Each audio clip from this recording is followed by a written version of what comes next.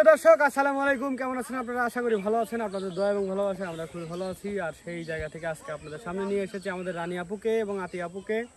পিছনে আছে আমাদের উদীয়মান শিল্পী হাসিফ ভাই, আর যেই আছে আমার নাম না করি।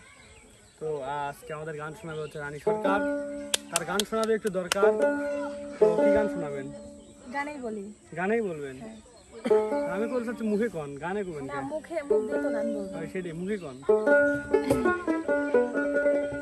ওরে আমি তার মুখে আছি, আমি তার মুখে আছি, নাই শুধু তার মনে। ওরে আমার বন্ধে ভাব জমাইছে অন্য কারো শুনে। কি করু? আমি তার মুখে আছি,